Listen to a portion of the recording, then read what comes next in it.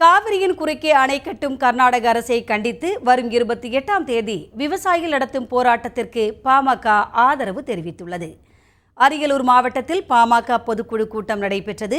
இதில் மக்களவை உறுப்பினரும் பாமக இளைஞரணி தலைவருமான அன்புமணி ராமதாஸ் கலந்து கொண்டார்.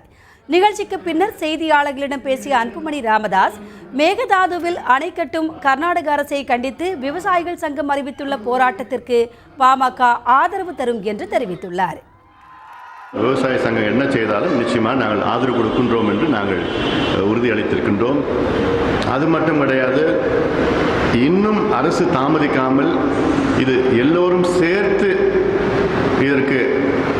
சேர்த்தாதான் இதற்கு நல்ல தீர்வு கிடைக்கும் என்று எங்களுடைய யோசனை. மேலும் மீத்தேன் திட்டத்தில் ஒப்பந்தத்தை ரத்து செய்தால் மட்டும் போதாது என்று கூறியுள்ள அன்புமணி ராமதாஸ், அந்த திட்டத்தை முழுமையாக கைவிட வேண்டும் என்றும் மத்திய அரசை வலியுறுத்தியுள்ளார்.